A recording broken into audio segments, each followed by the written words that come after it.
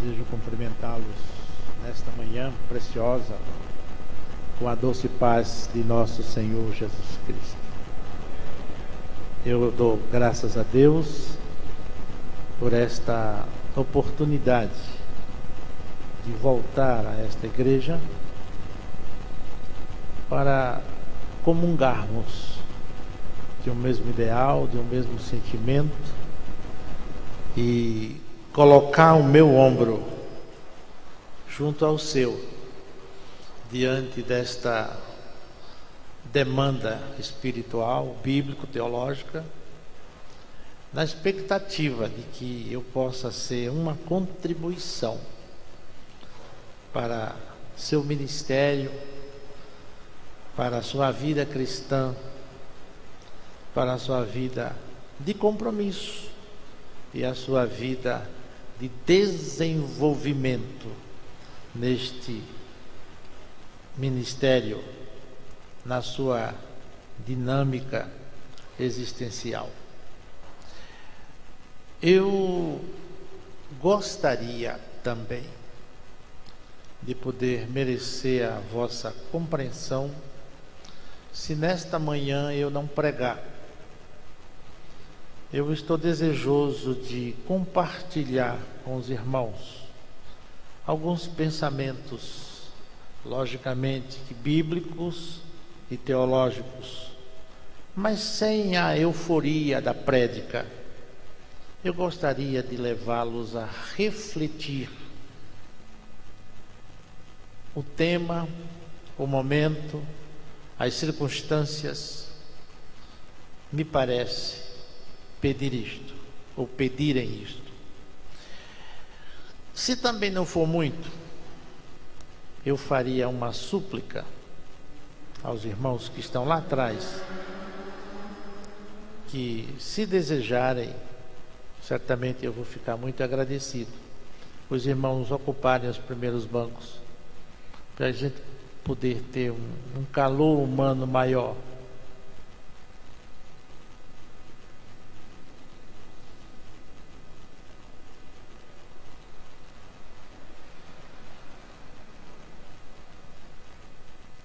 Eu não sei se os irmãos entenderam, eram os primeiros bancos, não são os penúltimos bancos.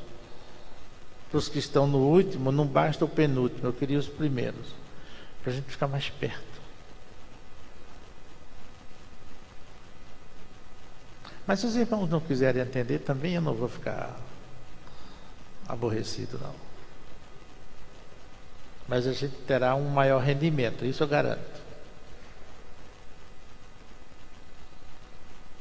Ninguém está com a roupa rasgada, não é verdade?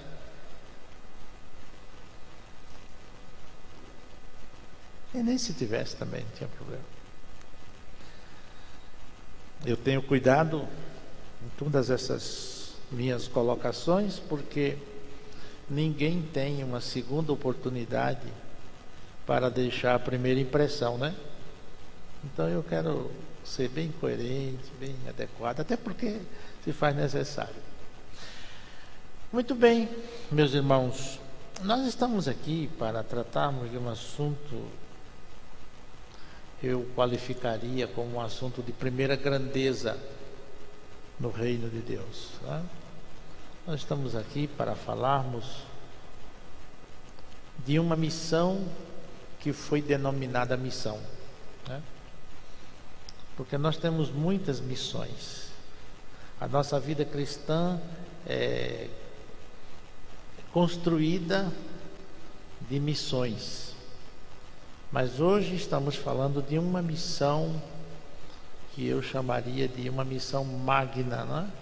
A missão magna. Ganhar almas.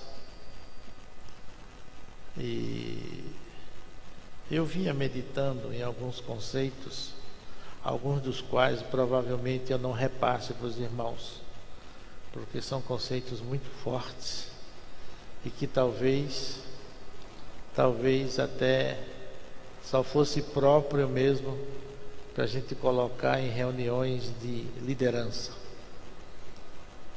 Eu vou me cuidar para só colocar aqui aquilo que for adequado a este contingente cristão.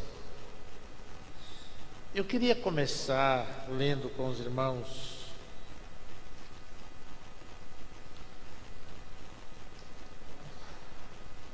um texto que está em Atos dos Apóstolos.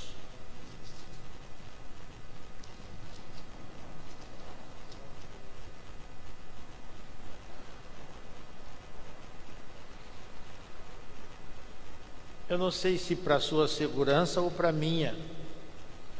Eu queria dizer para os irmãos que eu me preparei para pregar. De maneira que eu não estou aqui perdido no contexto, não. É que quando eu entrei aqui, eu me senti orientado para mudar o norte da reunião, isto é, não da reunião, mas de como me conduzir entre os irmãos com este tema, tá bom?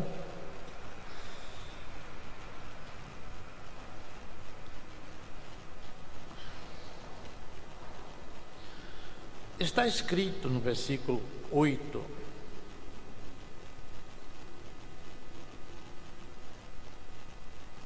do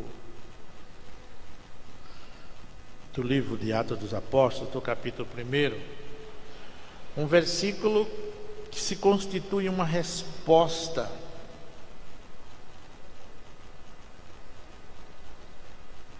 ou pelo menos parte de uma resposta cuja pergunta fora feita pelos discípulos de Jesus. Mas recebereis poder ao descer sobre vós o Espírito Santo, e ser-me-eis testemunhas, tanto em Jerusalém, como em toda a Judéia e Samaria, e até os confins da terra. Este é um tema que eu, de alguma forma, inseri numa das lições da Escola Bíblica Dominical, que entrarão em circulação no 4º trimestre, quando estaremos versando sobre a oração. E numa daquelas lições eu abordei e desenvolvi a função do Espírito Santo na igreja mediante as orações da mesma. E é interessante como Deus, na sua majestosa visão contextual, não só da igreja, mas do universo, dividiu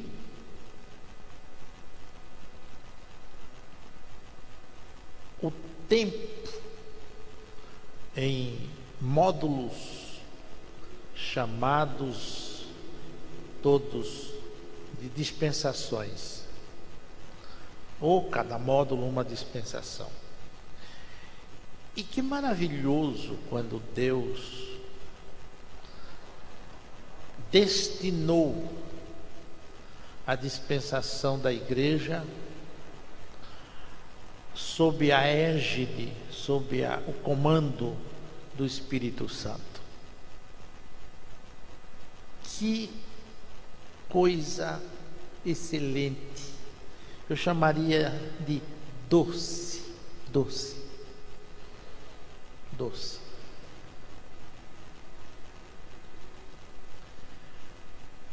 E assim foi.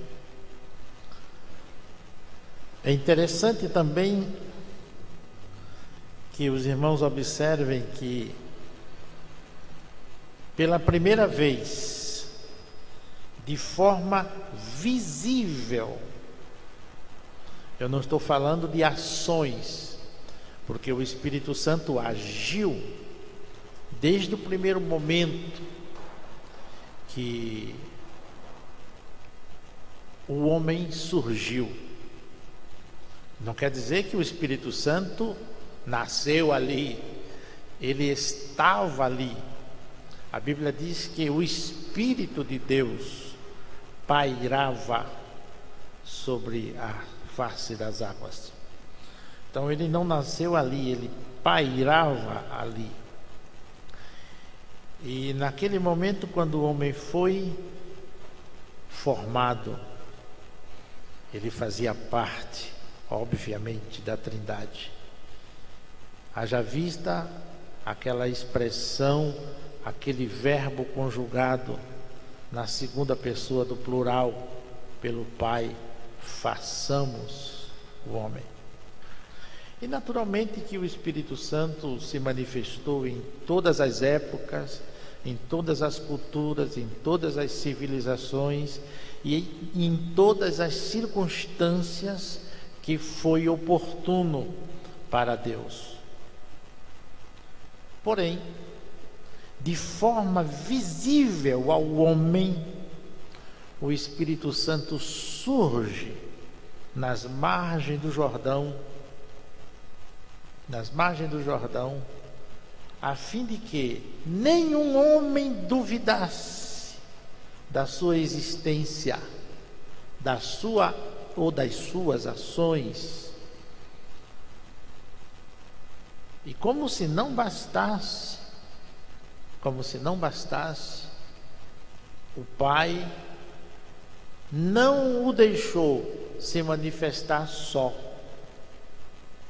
Ele brada dos céus, em voz audível, obviamente, ao próprio homem: este é o meu Filho amado, em quem tenho prazer. Então ali foi um momento, eu chamaria de teologicamente teologicamente clássico.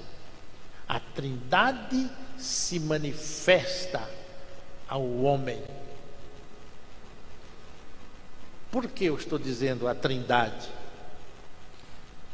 E por que realçar isto aqui? Para que fique muito bem estabelecido que a nossa regeneração, a nossa restauração,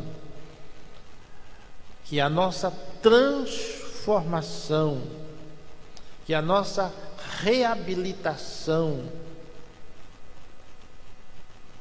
tem as mãos do Deus Trino. Não é obra só de Jesus, não é obra só do Pai, não é obra só do Espírito Santo. Mas é belo também dizer que o Espírito Santo é o gerente, ele é o gestor da igreja. Deus amou o mundo de tal maneira que enviou, dando, ele não emprestou, ele deu o seu Filho unigênito, para que todo aquele que nele crê não pereça, mas tenha a vida eterna. Os irmãos não pensem que nós estamos perdidos nesse contexto, não. Eu quero aos pouquinhos cristalizar o papel do Espírito Santo na evangelização mundial. Então os irmãos observem que expressão maravilhosa a de Jesus, manifestando o projeto de Deus, que aliás, permita-me lhes dizer, Deus não tem um plano. É teologicamente impróprio dizer que Deus tem um plano. Uma vez eu estava pregando e disse, eu estou sendo gravado, né? Se este DVD ou este vídeo de alguma forma chegar às suas mãos, pastor Vitorino Silva, não há nenhum desrespeito ao meu amado irmão, a quem admiro muito, mas eu queria colocar só uma informação teológica a respeito daquela letra, que também não é sua, que Deus tem um plano para cada criatura. Na verdade, Deus não tem um plano, Deus tem um projeto. Deus tem um projeto. Por quê? Porque quando se, por exemplo, tem um engenheiro responsável por isso aqui, não tem?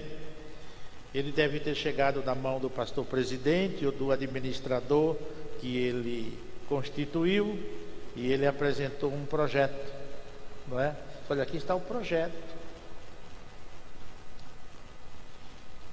E pode ter certeza que ele só deu a cópia para o responsável pela obra, porque o original está com ele.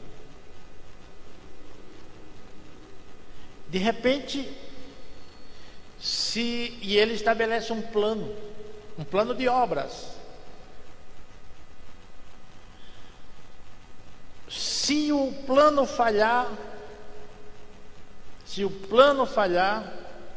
a obra pode parar, mas ela não permanecerá estagnada, porque compete ao, seja ele arquiteto ou engenheiro, mas o autor do projeto, ele tem naturalmente o plano B. Eis a razão pela qual Deus não tem um plano para nós. Deus tem um projeto.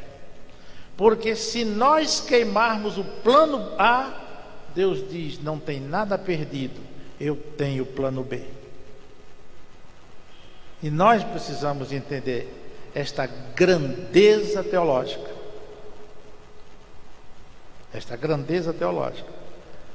E é aí que determinadas seitas têm levado muita gente para o inferno, admitindo que se o homem pecar, ele está perdido porque nunca foi salvo. Não, senhores. Não, senhores. A Bíblia diz que se o Filho vos libertar, verdadeiramente sereis livres. Mas a Bíblia não diz que este homem, uma vez livre, se ele pecar, não tem mais soluções ou solução para ele. Deus tem um plano B. Mas voltando ao papel do Espírito Santo, uma vez manifesto lá na beira do Jordão, aquilo ali foi praticamente a solenidade de aparição do Espírito Santo, que mais tarde viria assumir a direção, a condução do reino de Deus na terra. Como se não bastasse ele descer e repousar sobre Jesus, mais tarde Jesus entra em Cafarnaum, numa sinagoga, e lê sobre a unção do Espírito Santo. E ele diz, hoje, cumpre-se as Escrituras a esse respeito. O que quer dizer isso? Ali Jesus foi ungido pelo Espírito Divino para realizar obras que homem nenhum poderia, se não tivesse, ou se não tiver, a unção do Espírito Santo para tal. Alguém pode dizer, mas o senhor não acha que é um sacrilégio? Não seria um sacrilégio comparar as obras do homem às obras de Jesus? Não, não seria. Por quê? Porque Jesus disse assim, olha, estou subindo, estou deixando vocês. É bem verdade que tem muita coisa por fazer, mas não fiquem preocupados, porque vocês estarão habilitados a realizarem obras maiores do que as que eu realizei. O que lhe parece?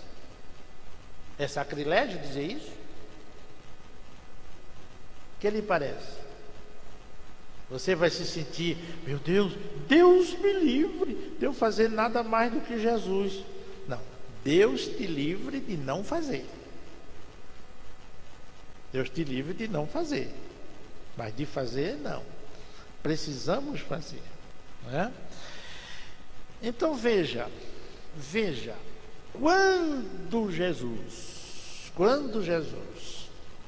depois de ressuscitar, expulsar demônios, curar em locos ou à distância, né? Operar por controle remoto, porque Jesus operou por controle remoto. Os irmãos duvidam disso? Quem duvida que Jesus operou por controle remoto? O senhor não pensa que controle remoto é coisa do século XX, não. Pô, faz tempo. Quando Jesus mandou os seus discípulos para um estágio acadêmico, eles não eram, preste atenção, eles não eram nem batizados com o Espírito Santo. Mas aquilo ali foi uma circunstância, foi uma situação única. Não se contente se o irmão não é batizado com o Espírito Santo, não. Busque, porque o irmão pode ter muito, mas sem o batismo com o Espírito Santo, permita-me lhes dizer, falta muito. Mas quis Jesus ousar, e ele abriu um precedente. Naturalmente ele sabia o que queria e mandou os seus discípulos, e ainda disse mais, olha aqui, ó, vocês não levam pão,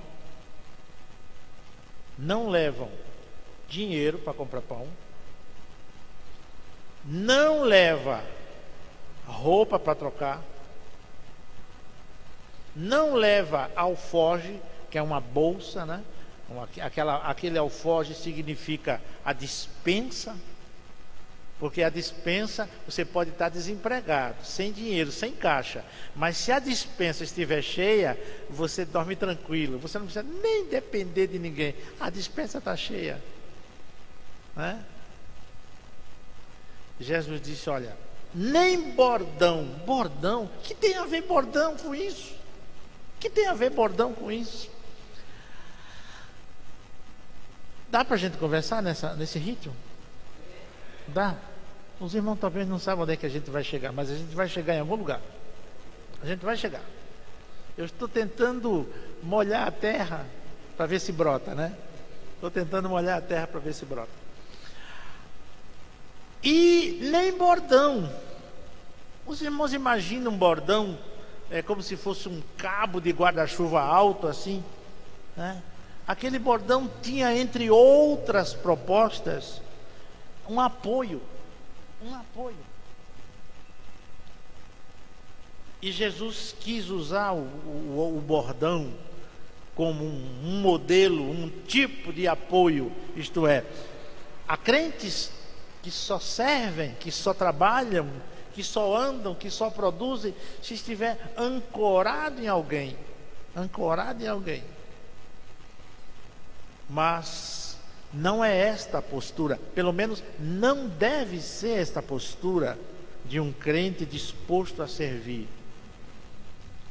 A servir.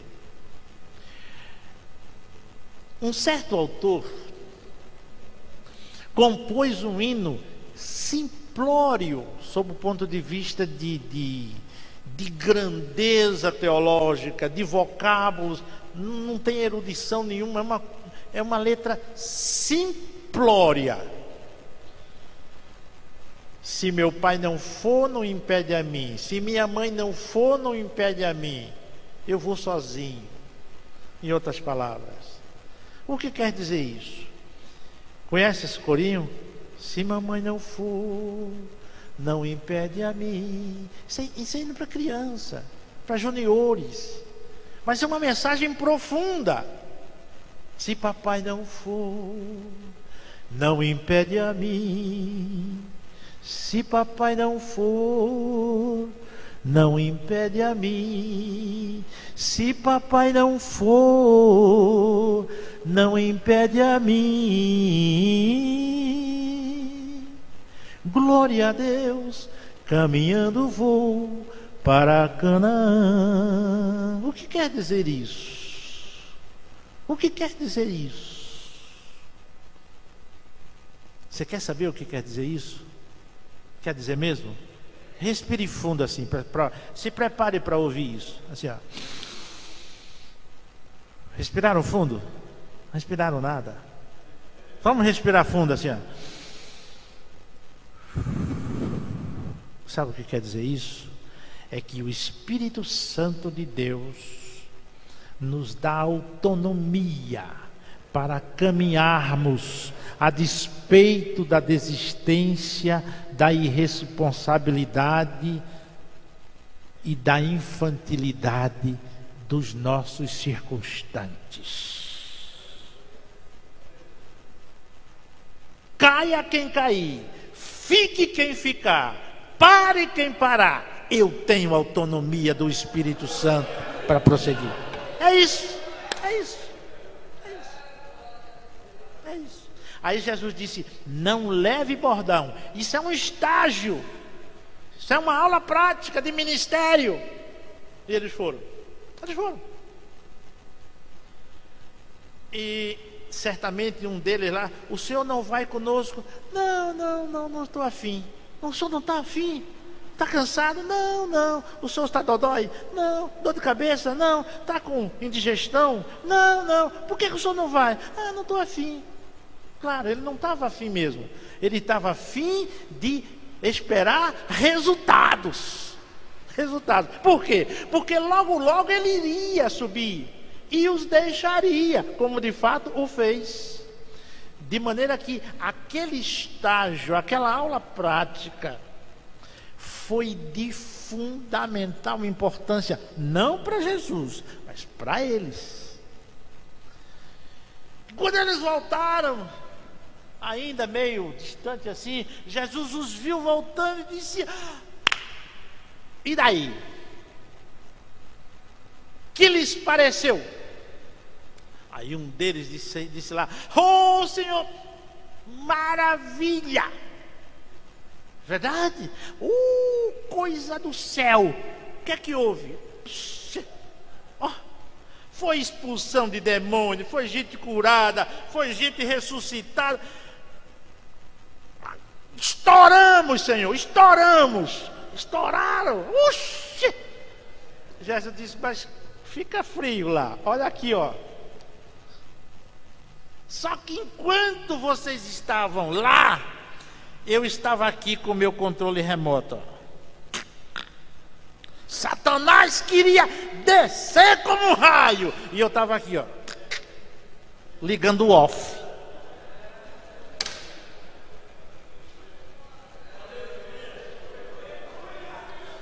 Berecandera choria basta.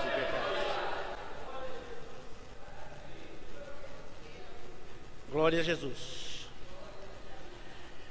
Então, Aquilo foi uma experiência única. Única. Porque antes que Jesus subisse, ele disse: eu estou indo, mas vocês precisam estar todos em Jerusalém,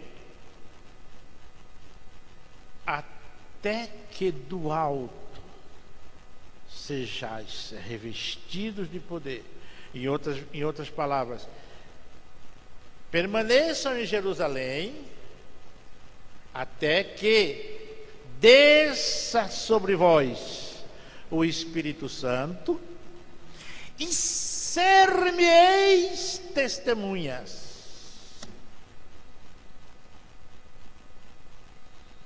E daí para frente, vocês colocam uma placa de acrílico luminosa, ou quem sabe com gás neon, e coloca lá: aqui se inaugura a Igreja Evangélica Assembleia de Deus. O que lhe parece? O que lhe parece? Gostaram ou não gostaram?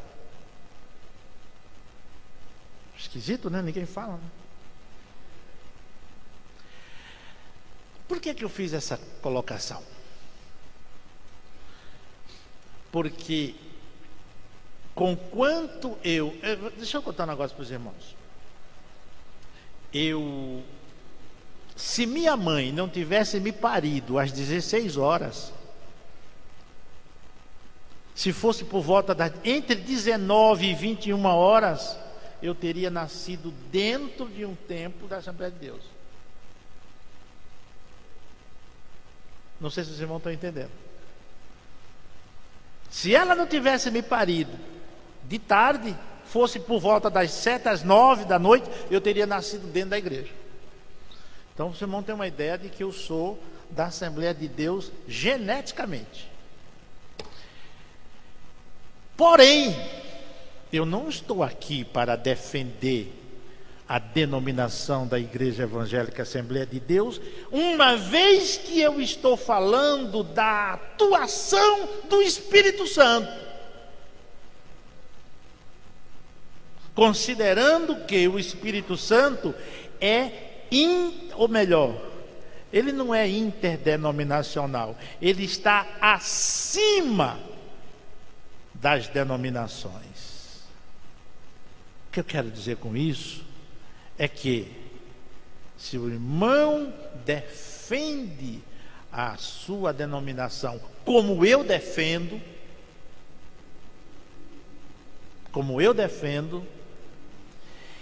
contribua para o Espírito Santo usar os irmãos da sua denominação, porque se os irmãos da sua denominação não derem o devido lugar ao Espírito Santo para agir como ele deseja, não se surpreenda, ele vai a outras denominações fazer o que os irmãos não fazem ou não querem fazer.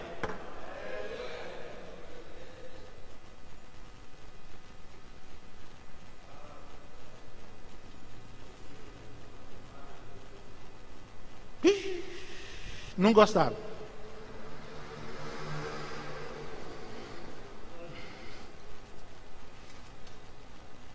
Deixe-me lhe mostrar uma passagem bíblica.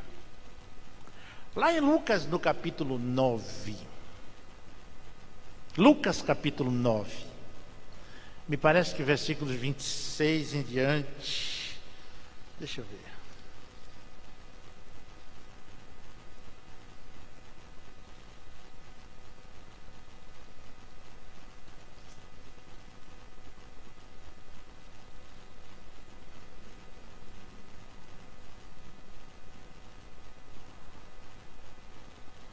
Começando pelo versículo 28.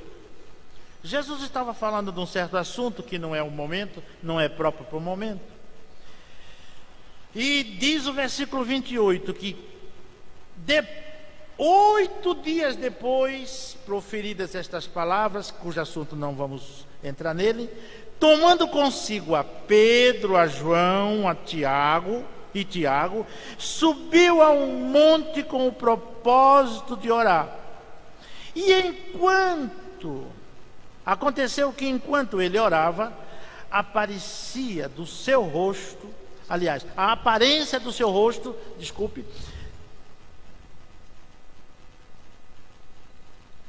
se transfigurou e as suas vestes resplandeceram de brancura. E nesse momento surgem Moisés e Elias. E estes 3 irmãos, denominados de Pedro, Tiago e João, ficaram tão embriagados, mas tão embriagados.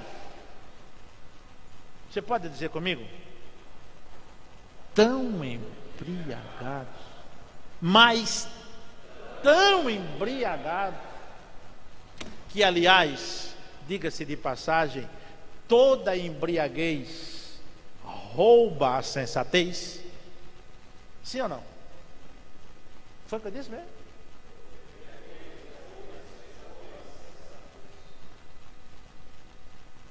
E Pedro, que era de todos o mais, lamento, os irmãos já sabem o que eu queria dizer. Disse: Senhor, eu tenho uma proposta. É uma proposta. Aí certamente eles disseram: olha, vamos fazer uma média com o Senhor. Vamos fazer uma média. Qual é a tua proposta, rapaz? Senhor, se o Senhor quer a gente... Porque o Senhor sabe que nós somos simples, né? O Senhor sabe que nós somos simples. E nós somos acostumados a barraco mesmo. O Senhor nos achou morando em barraco. Se o Senhor quer, a gente faz 3 barracos aqui. Um barraco para o Senhor, um barraco para Moisés e um barraco para Elias. E a gente fica do lado de fora, só paparicando o Senhor.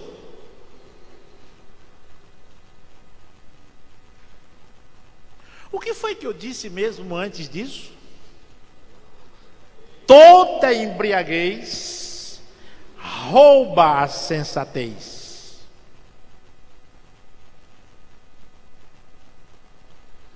E aliás, é por isso que eu sempre que eu ministro por perto desta temática ou em torno desta temática, quando estou lidando com líderes, eu digo para a liderança o seguinte: meus queridos colegas, se a igreja estiver virada de perna para o ar, com glórias, aleluia, poder, profecia, revelação e dom disso, dom daquilo, no bom sentido, né? Dom de cura, dom de tudo, maravilha. Alguém precisa estar sóbrio. Alguém precisa estar sóbrio. E pelo menos que seja o dirigente do culto.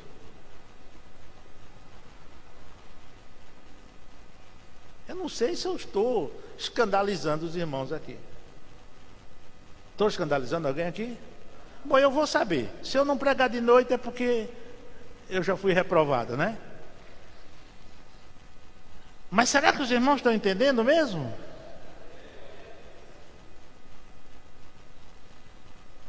Tem quem me chame de batistão.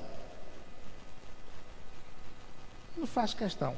Eu tenho muito respeito pelos batistas. Essa expressão é porque há muitos batistas que não admitem, não é, a manifestação do Espírito Santo da maneira como nós admitimos. Presta atenção no que eu estou falando.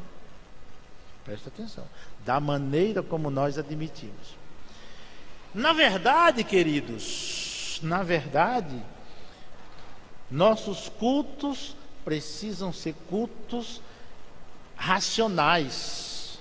E essa foi uma expressão que Paulo usou no capítulo 12 da carta aos Romanos. Se você quer um culto racional, ele dá a receita. Mas ele está falando ali de um culto pessoal. Mas eu estou tirando proveito para falar de um culto eclesial. Nós precisamos ser sensatos. Vai, Pedro se deixa envolver por aquela gama, por aquela explosão de glória cristalizada lá no monte, provavelmente Tabor. Aí diz, profere uma ingenuidade daquela. Jesus não disse, mas eu tenho certeza que Jesus queria dizer. Não disse, aliás, que Jesus pensou em dizer, mas não falou, mostrou com palavras na manhã seguinte. Aí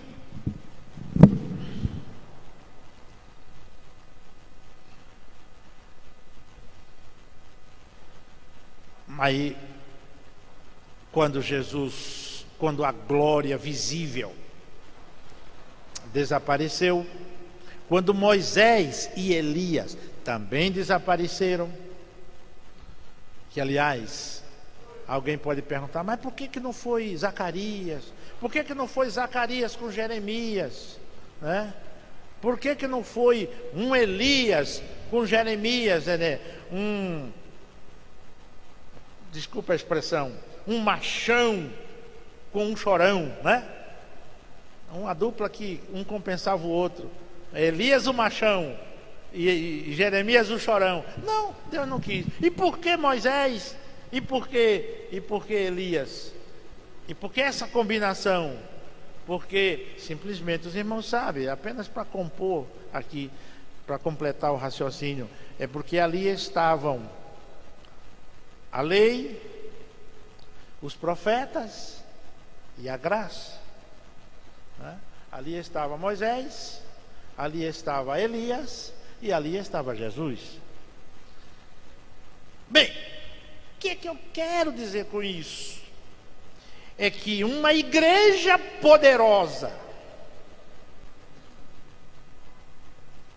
não é a igreja que quando mal começa o culto, está todo mundo explodindo em línguas estranhas, com grego, com hebraico, com francês, com árabe, com inglês, com espanhol, com línguas propriamente ditas estranhas a nós, e línguas celestiais, línguas angelicais, pode estar explodindo de poder, de graça. Se essa igreja não é capaz de trazer uma alma para um culto, eu pergunto para os irmãos, qual é a utilidade desse poder? Qual é a proposta deste poder? Qual é a razão deste poder? Mas o culto hoje foi de estourar. Mas de estourar o quê? O inferno? Não. Se não estourou o inferno, esse poder não funciona.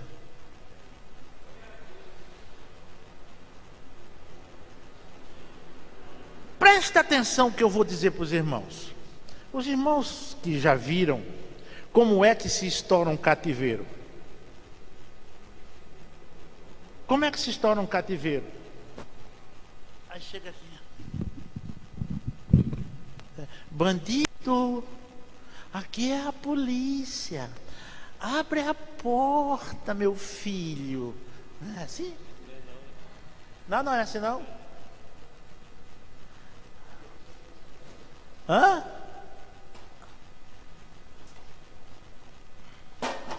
Ela chega assim, ó. Cada um mais alto do que o outro, não é verdade? Chega assim, ó. Como é que se chama isso? Estourar o cativeiro, para libertar quem está lá dentro.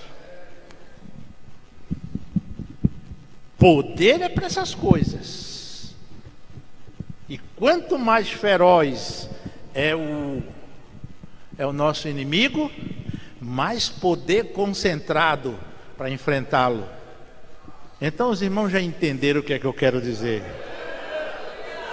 O poder do Espírito Santo na sua vida não é para que o irmão venha se mostrar no culto que é ungido, que é poderoso, que é maduro, que é experiente e vem com um colar de dons espirituais no peito. Mas já estourou algum cativeiro? Ainda não. Ainda não fez nada.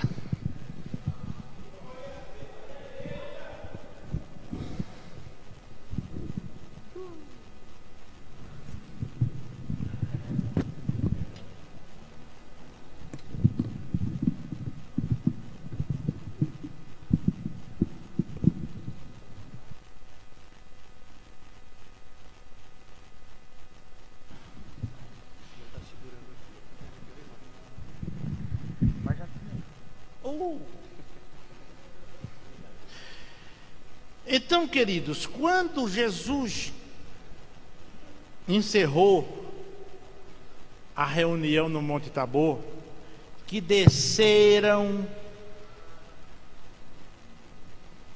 o que é que tinha lá embaixo? O que é que tinha lá embaixo? Lá no pé do monte? Um possesso. E Pedro, Tiago e João, vamos ficar aqui, Senhor, tomando suco, água de coco, dando glória a Deus, e o Senhor fica aí protegido no barraco, e eu fico cá de fora só sorrindo para o Senhor. O Senhor não gostaria dessa proposta? Jesus certamente disse: amanhã de manhã eu te dou essa resposta. E qual foi a resposta?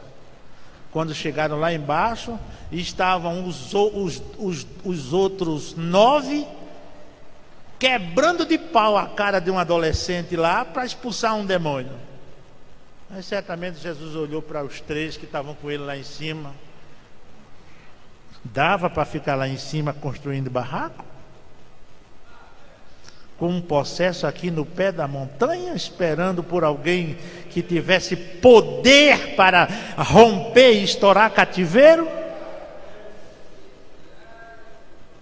Da barrandé, flera, becada, para becada, carne, colher, becada. Aleluia. De maneira que a minha pergunta nesta manhã não é se o irmão é batizado com o Espírito Santo. Não é há quanto tempo o irmão é batizado com o Espírito Santo. Não é quantos dons espirituais deles o irmão é concessionário. A minha pergunta é: qual é o seu relatório?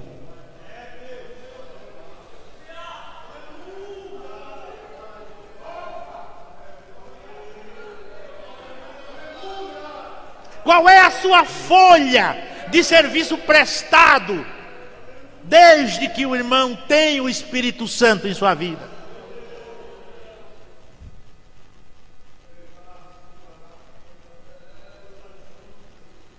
Ah, mas China, a minha carteira de membro é número 25. Ah, é? E o relatório? E quantas almas?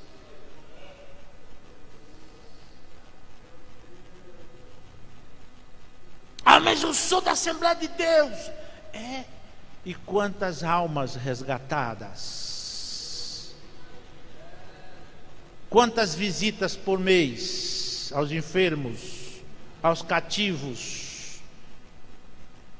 Quantas vidas trazidas ao santuário para aceitar Jesus? Ah, mas eu não sei pregar. Ah, não sabe pregar? A mulher samaritana também não sabia pregar, mas ela disse: olha, eu não sei pregar, mas eu sei quem prega, vamos lá.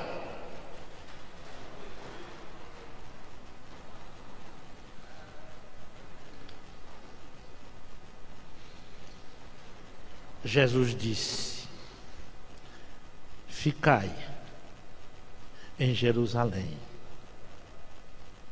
até que do alto sejais revestidos, e daí? Pronto. Daí pronto. Não é verdade? Não foi assim que Jesus disse? Como não? Mas isso está na sua Bíblia? Na minha também. E ser-me